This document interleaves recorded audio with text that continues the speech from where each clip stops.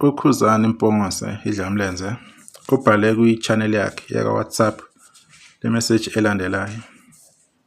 Uma kwenzekile waba nenhlahla wahlangana naleli track elibhalwe kanjena, ushuthi isithombe usiposte ku-Facebook bese uyangithega. Uzobe usuthola ithikithi mahhala lokungena eCarnival City kusasa ngo-6 p.m. ntambama. Siyaqala sikunika umculo wokuqala ozoba seCarnival City. Shuthi kusasa kuzobe kuyi-Monday, kuzobe kuzi-24 February. Kuzobe kuqala kukhishwa uhlu lwabaculi abazobe beyingxenye kulo mbhidlango okubongisa uKhuzani Mpongose ehlanganisa iminyaka ewu-15.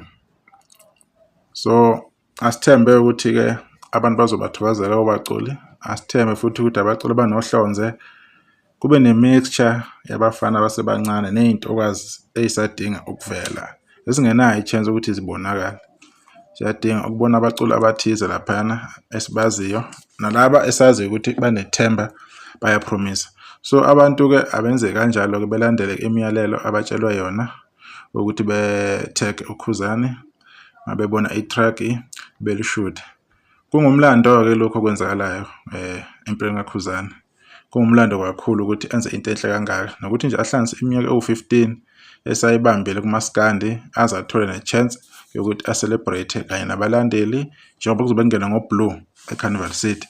Kuyinto ejabulisa kakhulu esithembayo nokuthi lokhu kuzogqugquzela nabanye abaculi, kuzobanika i-motivation ukuthi nabo lokhu abakuhlanganisayo kuhlangana. Abanye sebekwenzile okukhulu kade beperforma nje eThekwini kusemagcokama lapha ne-theater kunama-video ade bewashutha. Indlebe iphike yayikhona ke ngo-2019 I think lapho 2018 around lapho yayikade ese-Ellis Park Arena naye waya. Imicimbi nje ibe miningi ibe khona abaculi bake bayenza be-celebrate lokho abaku-celebrate-ayo. Leyo trend ke ayiqhubeke yenzeke sibone nabanye futhi becabanga imicimbi ethize ezophakamisa omaskandi. Khuzani wawenzayo nomcimbi omkhulu oseMoses Mabhida igcwalisa Moses Mabhida ngo-2019. Kwaphinde futhi kwaba nemicimbi ayihlanganisa abengxenye yayo all white spring picnic le esiyenzeke iminyaka yaze yaba mithathu naye abe eyimpumelelo kakhulu.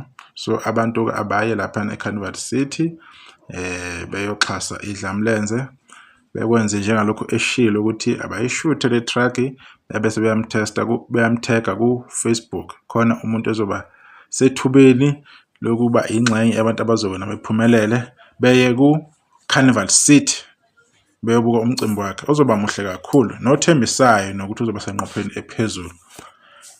Into enjengalezi mina zingijabulisa kakhulu. Siyafisa nokubona ama-video ke ukuthi uzobe kwenzakalani. Bonke abantu baka-Blue bengayitheli amanzi abandayo bezame nje ukuthi benze ama-post, benze awareness, begqugquzele umcimbi ukuthi bekhona. Abanama-TikTok, banama-Facebook page angathi asengconywana, abanama-YouTube. Kube nje into abayibeke emahlombe abo ukuthi hayi sizophusha lo mcimbi ngandlela yonke. As much as kunezinto ezikhona ezokwenzeka ke koThekwini imicimbi emikhulu ezayo, kodwa lokhu into ethinta Idlamlenze umfoka Mpongose ongumculo omkhulu la eSouth Africa nakomaskandi jikelele nosambe namazwe aphesheya wabona nezindondo ezinkulu ezibalekile wahlanganisa nonyaka izikhawu eziningi. So kukhulu ke sikulindele kulensizwe kaMpongose ke ukuthi izoqhubeka iqophe umlando egameni lamaskandi. Siyabonga.